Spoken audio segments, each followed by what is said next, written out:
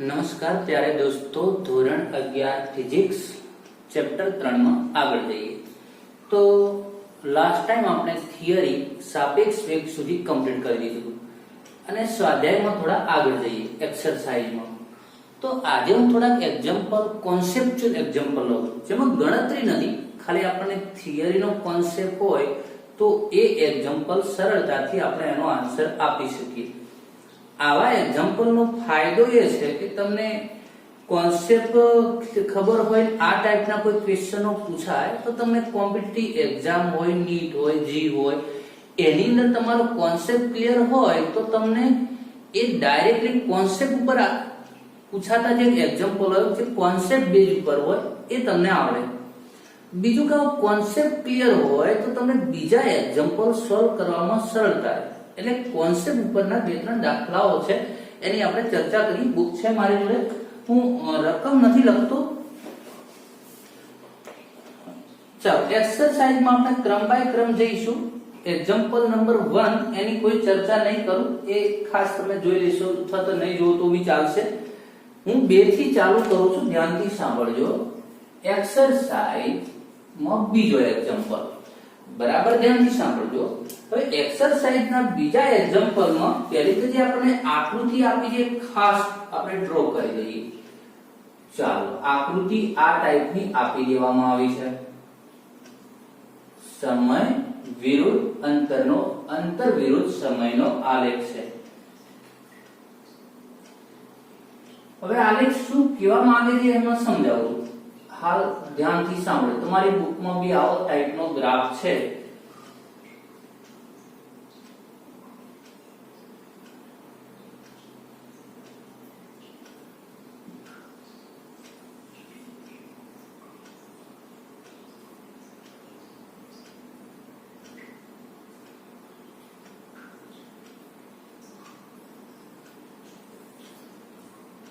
ચાલો તો A અને B O બિંદુથી ગતિની શરૂઆત કરે છે. આ ટાઈપનો એક્ઝામ્પલ છે. હવે આ આકૃતિ શું કહે છે થોડું સમજી લેજો. આકૃતિ એવું કહે છે કે બે પદાર્થ હતા A અને B, એ બંને ગતિની શરૂઆત કરી. હવે A ને P આગળ પહોંચવું છે, Q અને B ને Q આગળ પહોંચવું છે. બંનેનું ઘર છે એવો કોઈ ઉલ્લેખ છે કે સ્કૂલેથી છૂટ્યા પછી બે સ્ટુડન્ટ છે A અને B, બંને સ્કૂલેથી છૂટે છે અને કંઈક પહોંચે છે P અને Q એમના ઘર છે. તો A ને P આગળ અને B ને Q આગળ પહોંચવાનું છે. તો A ને ઓછું અંતર કાપવાનું થશે, B ને વધારે અંતર કાપવાનું થશે. ઓકે, તો પહેલો જ ક્વેશ્ચન છે. ચાલો ધ્યાનથી સાંભળજો. ભાઈ ખબર જ છે ને કે P OP અંતર ઓછું છે, OQ વધારે છે. A નું ઘર P આગળ છે, B નું ઘર Q આગળ છે. તો હવે પહેલો જ ક્વેશ્ચન છે કે B કરતા A અથવા A કરતા B કોણ શાળાની નજીક છે. જે આવી ભાષામાં લખ્યું છે એના શબ્દોમાં વાંચો તો આ રીતે જે લખ્યું છે તે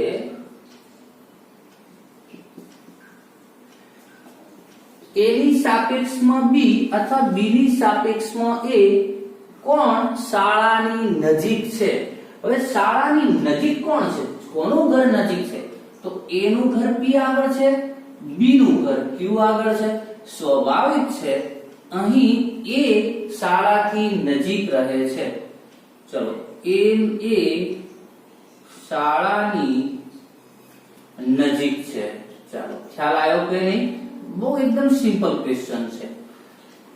બીજો ક્વેશ્ચન છે, આ આન્સર A હતો આપણો. બી આન્સર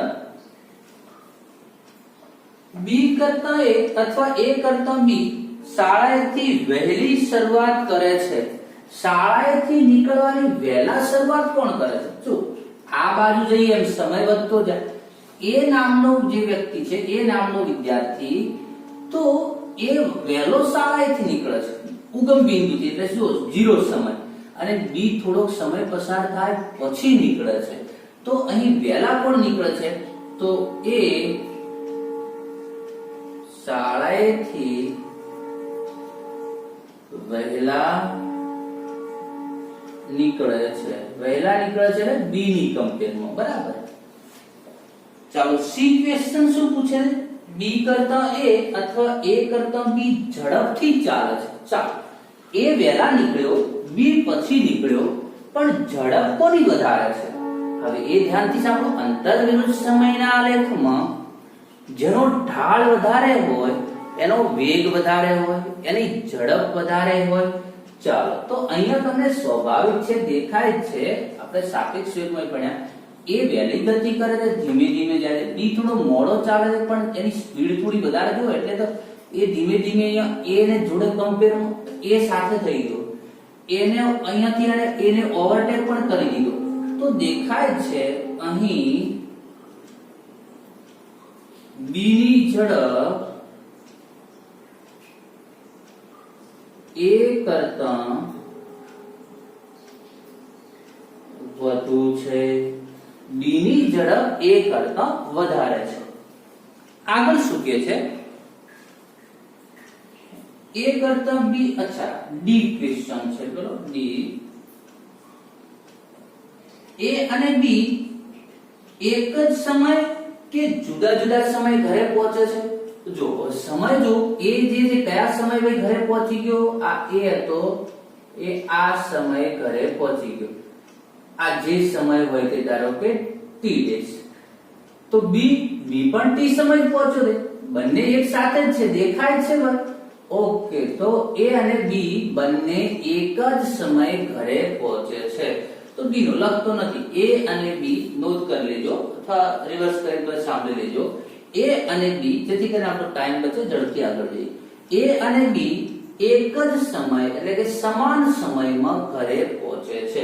આ બંને લીધેલો સમયનો ગાળો પૂછે તો અલગ અલગ, કારણ કે પેલો વહેલા નીકળે છે 0 સમય, આ અમુક સમય થયા પછી નીકળે છે, એટલે બી એ જો સમય ગણીએ ને તો બી એ લીધેલા સમયનો ગાળો આટલો થશે અને એ લીધેલો સમય આટલો. બંને લીધેલો સમય સરખો નથી પણ બંને એક જ સમય આગળ પહોંચશે. 10 વાગે તો બંને 10 વાગે પહોંચતા હોય, 5 વાગે છૂટ્યા, ધારો કે અહીંયા 6 વાગે જાય, 6 વાગ્યાનો યામ છે તો બંને 6 વાગે ઘરે પહોંચે છે. તો બંને પણ પેલો થોડો 5 વાગે નીકળતો હોય, પેલો 5:15 નીકળે છે. બંને લીધેલો સમય અલગ અલગ છે પણ બંને પહોંચે છે એક સમય આગળ. ઓકે, ચાલો ઈ ક્વેશ્ચન છે. તો એ અથવા બી રસ્તા પર અથવા બી અથવા એ થી, ચાલો એનો હું તમને શોર્ટમાં સમજાય, રસ્તા પરથી આગળ નીકળી જાય છે. હા, હવે અહીંયા કોણ કહે છે ભાઈ એ કરતા બી કે બી કરતા એ રસ્તા પર આગળ નીકળી જાય છે? સ્વાભાવિક છે, કોણ આગળ નીકળી ગયો ઓવરટેક કરીને? બી. એનો વેગ વધારે હતો, ધીમે ધીમે એને ભેગો થઈ ગયો, એનું બી નું સ્થાનાંતર સરખું થઈ ગયું, પછી બી નું વધવા માંડ્યું. તો અહીં રસ્તામાં બી એ કરતા આગળ નીકળી જાય છે. ચાલો તો આ એક એક્ઝામ્પલ હતો આપણો. તો વાત એક આવી કે જેનો ઢાળ વધારે છે, એનો વેગ વધારે હતો. ચાલો હવે આગળ 10મો એક્ઝામ્પલ એવો જ છે જે આપણને બહુ કામ લાગે છે, 10મો અને 11મો. ચાલો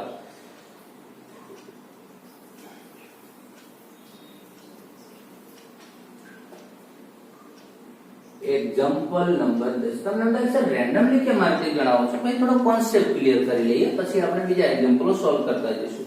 કેટલાક એક્ઝામ્પલ આપણે થિયરીમાં જોડે જોડે પણ કર્યા હતા. 10મો એક્ઝામ્પલ એવું કહે છે કે કોઈ એક ખેલાડી 29.4 મીટર પ્રતિ સેકન્ડની પ્રારંભિક ઝડપથી એક દડાને ઉર્ધ્વ દિશામાં ફેંકે છે. એક વ્યક્તિ, એક ખેલાડી છે જે બોલને આ રીતે ઉર્ધ્વ દિશામાં ફેંકે છે. કેટલા વેગથી ફેંકે છે? તો પ્રારંભિક વેલોસિટી એનો જે છે પ્રારંભિક વેગ એ 29.4 મીટર પ્રતિ સેકન્ડ આટલા વેગથી ફેંકે છે. ઓકે, જેની કિંમત આપણને ખ્યાલ છે લેવાની થાય તો આપણને ખ્યાલ જ છે જેની કિંમત કેટલી લેવાની. હા, હવે જો તમે ઉપર તરફ ગણતા હો તો ઉપરની રાશિઓને આપણે ધન લઈએ છીએ, નીચેની રાશિઓને ઋણ લઈએ છીએ. v0 ઉપર ધન તો g આપણો નીચે શું આવશે? માઈનસ. चलो 9.8 मीटर प्रति सेकंड લઈ લઈશું g ની કિંમત. ઓકે ચાલો હા એક બીજી વાત કરી દો જે આપણને આગળ કામ લાગશે. આપણને દેખ સર g ની કિંમત માઈનસ જ લઈએ છે કેમ એવું? જો ઉલટા સુલટું થઈ જાય તોય કોઈ ચિંતા નથી. આપણે એમ કહીએ ભાઈ v ઉપર જો સદિશ રાશિ છે, વેગ પણ સદિશ છે, પ્રવેગ પણ સદિશ છે, એટલે જો તમે વેગને ધન લો તો પ્રવેગ એનાથી વિરુદ્ધ છે તો ઋણ લેવો પડે. પણ તમે જો એવું કર્યું હોય તો જો નીચે તમે પ્રવેગને ધન ગણ્યો હોય તો ઉપર વેગને ઋણ કહી દો તોય કોઈ ફરક નથી પડતો. તો તમે કહો છો તમને એમ થાય કે સર તો તમે નીચે તરફ જ કેમ ઋણ કયા રાખો? આપણે કાર્ટેશિયન યામ પદ્ધતિનો થોડું માન સન્માન જાળવ્યું કે આમાં નીચે જે હોય છે અક્ષ y અક્ષને આપણે ઋણ કહેતા હોઈએ, ઉપરની અક્ષને ધન કહેતા હોઈએ. એટલે આપણે એના સંદર્ભમાં કહ્યું કે નીચેની રાશિઓને ઋણ રાખો, ઉપર તરફની દિશા હોય એને ધન ગણો. બાકી તમે નીચેની ધન ગણો, ઉપરને ઋણ ગણો તો કોઈ ફરક નથી પડતો. ઓકે ચાલો એટલે આપણે નીચે તરફની રાશિઓને ઋણ કહીએ છીએ. પછી એક મગજમાં ફિટ કરી દેવાનું આને ઋણ કેવું એવું ધન કેવું. પછી ઋણ ધન ઋણ લઉં ધન લઉં એક્ઝામમાં ગણવા બેસો ઋણ લઈને ગણ્યું નહીં હવે ધન લઈને ગણી લઉં એવું કરવાની જરૂર નથી. ફિક્સ કરી દેવાની કોઈ વસ્તુ નહીં એકવાર. ઓકે ચાલો ઝડપથી આગળ જઈએ. તો આ બોલ છે, બોલને ફેંકવામાં આવ્યો છે. ક્વેશ્ચન પહેલો તમારી જોડે બુક હશે ભાઈ લઈને બેસજો.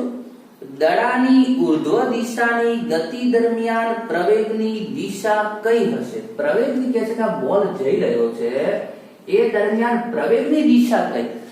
ઉર્ધ્વ તરફ કે પૃથ્વી તરફ? ભલે બોલ ઉપર જાય. ચાલો હંમેશા પ્રવેગની દિશા જે છે બળની દિશામાં હોય તો પદાર્થ ઉપર જાય છે. તમે ફેંક્યો હવે બોલ ઉપર જઈ રહ્યો છે, પૃથ્વીનું ગુરુત્વાકર્ષણ બળ એનો વેગ ઘટાડે છે. તો આ ગુરુત્વાકર્ષણ બળ કઈ દિશામાં? તો કે નીચે પૃથ્વી તરફ જ હંમેશા હોય. તો અને આપણે થિયરીમાં ભણેલા છીએ વારંવાર ગુરુત્વ પ્રવેગની દિશા નીચે અધો દિશામાં પૃથ્વીના કેન્દ્ર તરફ હોય છે. ચલો હાલ પૃથ્વી તરફ લખીશું, કેન્દ્ર કેન્દ્રમાં નહીં પાડીએ, ગુરુત્વાકર્ષણ ભણીશું ત્યારે. તો ગુરુત્વ પ્રવેગ g ની એને શોર્ટમાં કહીએ તો g ની દિશા નીચે તરફ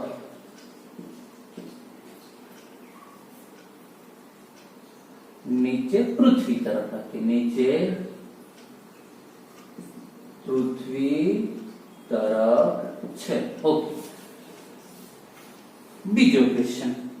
તેની ગતિના મહત્તમ ઊંચાઈ વાળા બિંદુએ દડાનો વેગ અને પ્રવેગ કેટલા હશે? ચાલો હવે શું કહે છે મહત્તમ ઊંચાઈ એ વેગ અને પ્રવેગ કેટલા હશે? મહત્તમ ઊંચાઈ એટલે શું? ધ્યાનથી સાંભળજો. આપણે કહ્યું કે આ બોલ છે, આ બોલને ફેંકવામાં આવ્યો છે. આ વ્યક્તિએ બોલને આટલા વેગથી ફેંક્યો છે. બોલ શું ભાઈ ઉપર ચાલ્યા જ કરશે અવકાશમાં જતો રહેશે? ના, નહીતર તો આપણા સ્પેસ શટલો રોકેટો ગોઠવી ઉપગ્રહ મૂકવાની કોઈ જરૂર જ નથી. 5-6 જણા ભેગા થઈને પકડે ઉપગ્રહને ફેંકે જતો રહે.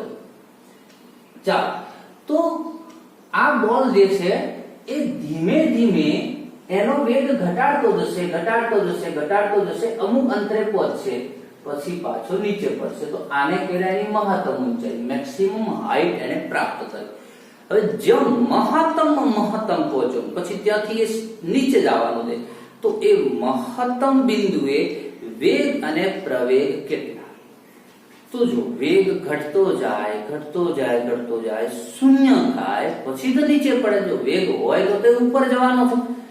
તો મહત્તમ બિંદુએ વેગ કેવો? વારંવાર આપણે આવેલી વાતો છે તો આ બધું યાદ કરવા માટે જાય એક્ઝામ્પલ લીધો છે તો 0. તો મહત્તમ ઊંચાઈ આગળ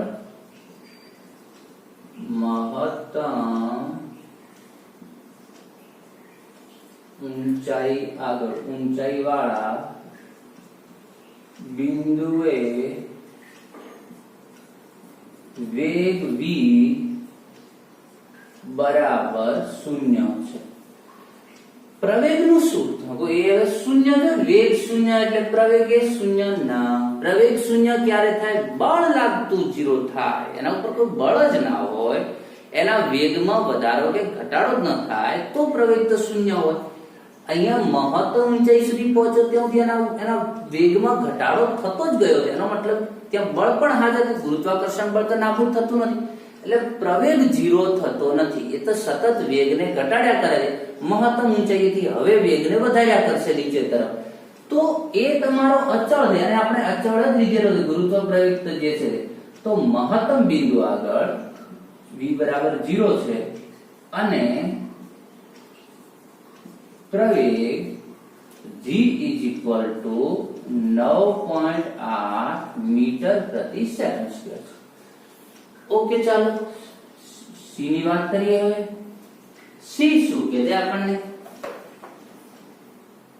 દડાની મહત્તમ ઊંચાઈ વાળા બિંદુએ જ્યાં મહત્તમ પહોંચો ત્યાં x બરાબર 0 અને t બરાબર 0 સેકન્ડ તથા લંબ શિરોલંબ નીચે તરફની દિશાને x અક્ષની ધન દિશા તરીકે પસંદ કરો. આ પસંદગીના સંદર્ભે દડાની ઉર્ધ્વ દિશાની ગતિ અને અધો દિશાની ગતિ માટે સ્થાન, વેગ અને પ્રવેગના ચિહ્નો દર્શાવો.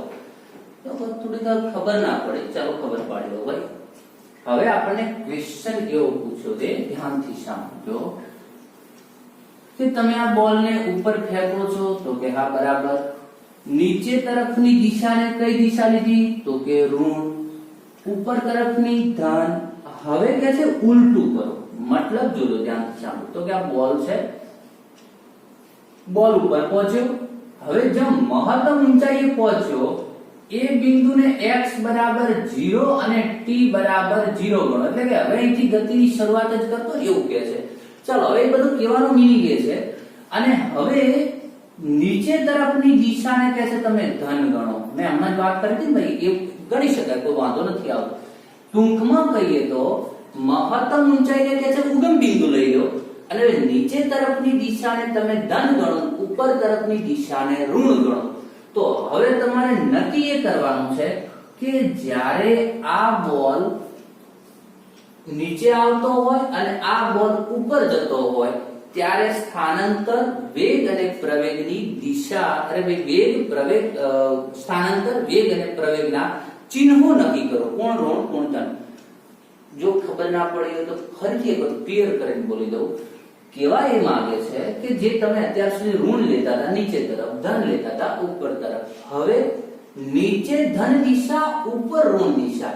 તો હવે પાછા બે કેસમાં હવે કહે છે બોલ જ્યારે નીચે આવતો હોય ત્યારે એના ચિહ્નો નક્કી કરો, ઉપર જતો હોય ત્યારે પણ ચિહ્નો નક્કી કરો. ઓકે, નીચે તરફની દિશાને ઋણ ધન ગણતા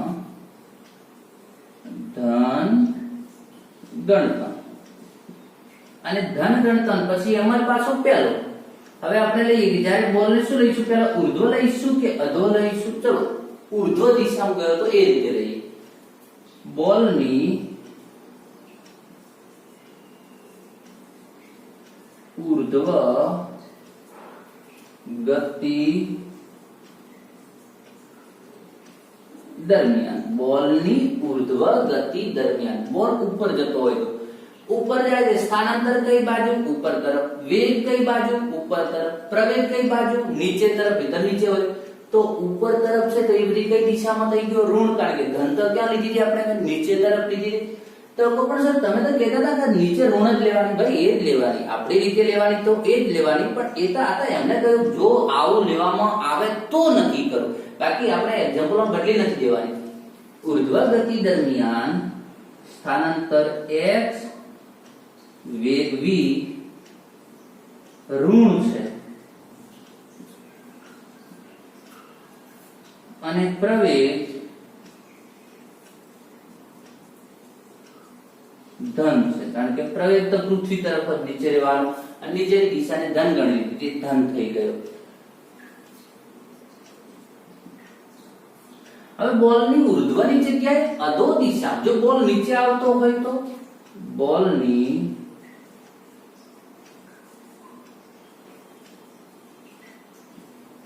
અધો દિશામાં ગતિ થાય તો ચાલો અધો દિશામાં ગતિ થઈ ગઈ, થઈ રહી છે તો સ્થાનાંતર કેવું આવવાનું? નીચે. વેગ કઈ બાજુ થઈ ગયો? નીચે. પ્રવેગ કઈ બાજુ થઈ ગયો એ તો ઓલરેડી પૃથ્વી તરફ હોય, 3 એ 3 નીચે તરફ છે તો બધા ધન. ગતિ થાય તો એટલે હું શોર્ટમાં લખું x કહું એટલે સ્થાનાંતર સમજી લેજો. સ્થાનાંતર વેગ v અને પ્રવેગ ધન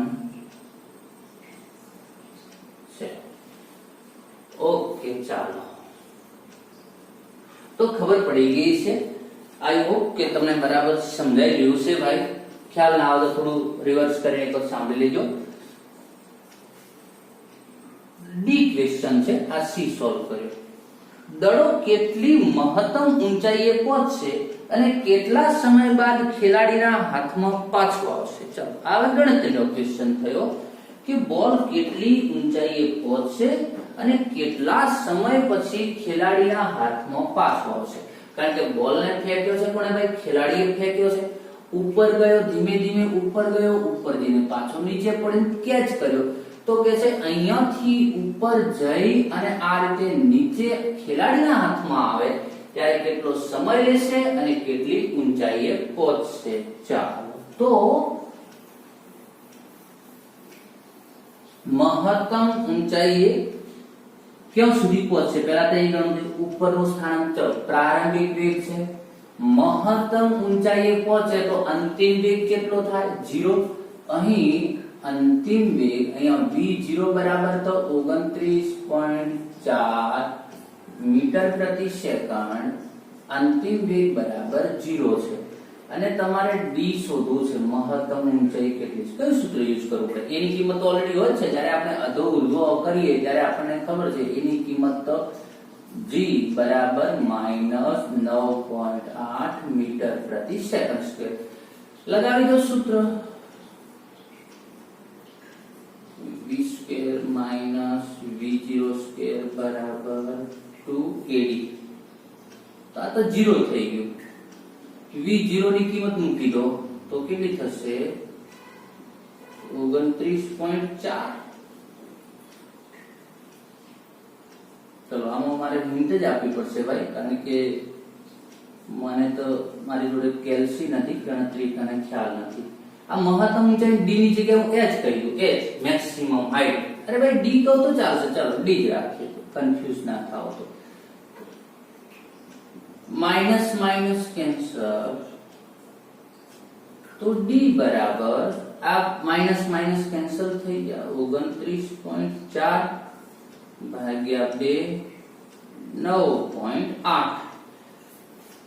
ચાલો તો મારા ખ્યાલથી કોઈ ભાગ એ રીતે નહીં ઉડે. 29 ચલો 2 વડે ભાગી દઉં તો શું થાય છે 29 એટલે 14.5 અને 14.5 14.7 આવે છે. ઓકે ચાલો 14.7 ભાગ્યા 9.8. હવે મારાથી ભાઈ એ રીતે શક્ય નથી ભાગાકાર કરો. આનો જે આન્સર આવતો હોય આ થયું આટલી ઊંચાઈએ આ બોલ આપણો પહોંચશે. ચાલો ધ્યાનથી સાંભળજો. હવે પાછો બીજો ક્વેશ્ચન કર્યો છે પણ આનો સાદુરૂપ આપીએ તો જ આપણને ગણી શકાય એમ છે, પણ તમને હિન્ટ આપું બરાબર ધ્યાનથી ચાલો એટલે અત્યારે જ કામ પૂરું કરી લેજો ભાઈ. હવે કહે છે કે આ બોલ ખેલાડીના હાથમાં આવતા કેટલો સમય લેશે. ચાલો તો હવે ગણી લઈએ એકવાર. ચાલો તો એક કામ કરીએ, કઈ રીતે ગણવું જોઈએ. બોલને પહેલા તો ઉપર પહોંચતા કેટલો સમય લાગે છે એ નક્કી કરો, પછી વાત પાછળ નીચે આવતા નતો. તો અહીં સૂત્ર કયું વાપરીએ? જો t શોધવો છે તો બે સૂત્ર વાપરી શકાય. એક તો તમે હવે અંતર શોધી લો તો આ સૂત્ર વાપરી શકો છો d બરાબર v0t પ્લસ 1/2 at². તો a ની કિંમત છે t નક્કી કરવો છે, d તમારો નક્કી d તમે શોધી લીધો કેટલું અંતર કાપવાનું છે. પણ એ થોડું awkward પડશે સૂત્ર. એના કરતા મને એવું લાગે v બરાબર v0 at સૂત્ર યુઝ કરો ને, કારણ કે v0 છે, v પણ છે. અહીં સૂત્ર v બરાબર v0 at. v કેટલો 0, v0 ની કિંમત કેટલી 29.4, a ની કિંમત કેટલી -9.8. શું નક્કી કરવું છે? t.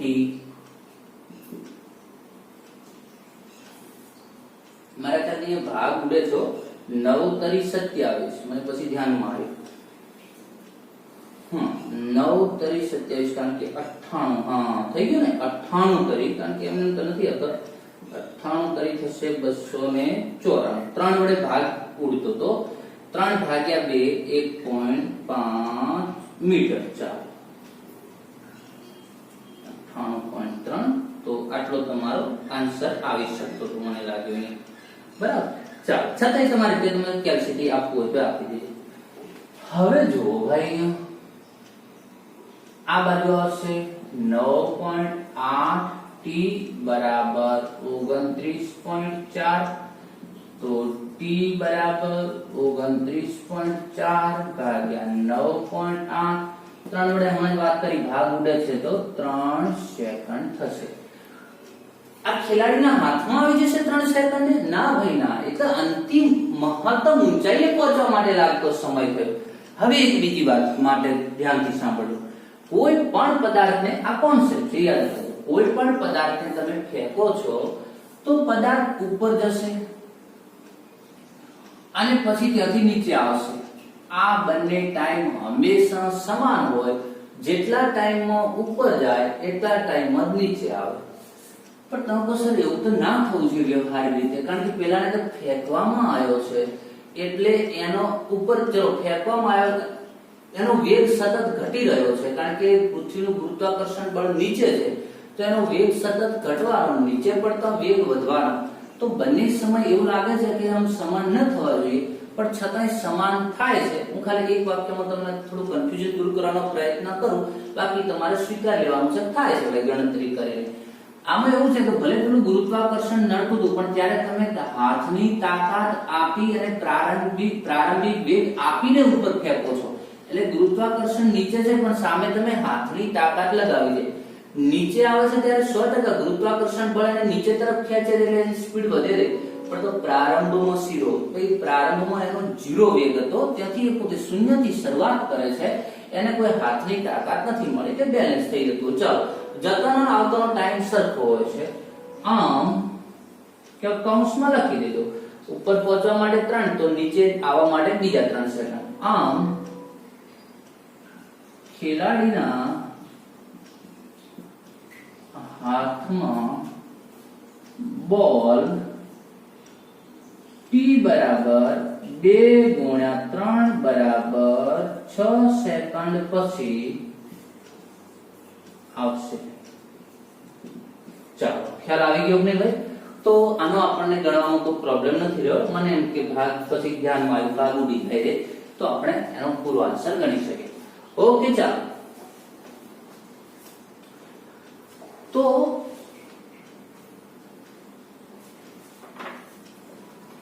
સોરી અહીંયા 1.5 નહીં આવે, મને તો એટલું નાનું તો ન આવું. જે ભૂલ કરી છે ભાઈ v0 સ્ક્વેર છે, આનો સ્ક્વેર કરવો પડશે. ઓકે ચાલો ધ્યાનથી સાંભળજો, ભૂલ છે છોકરાઓ સુધારી લેજો ભાઈ. આનો સ્ક્વેર થશે. ઓકે હા આનો સ્ક્વેર આવે. 1.5 એટલું નાનું તો ના આવે ને, એટલે એકમાં ભાગ ઉડશે, બીજામાં તો રહી જશે 29.4 ગુણ્યા 29.4 એટલે એકમાં ભાગ ઉડશે તો 3 વડે ગુણવાના બાકી રહી જશે. ઓકે ચાલો એટલે કેલ્સી વડે કરી લેજો. ખ્યાલ આવ્યો મેં શું કર્યું? અરે ભાઈ અહીંયા v0 સ્ક્વેર છે ને, અહીંયા સ્ક્વેર કરવાનું રહ્યું. ઓકે ચાલો આગળ જઈએ. હવે તો d પતી ગયો છે. હવે જઈશું આગળ.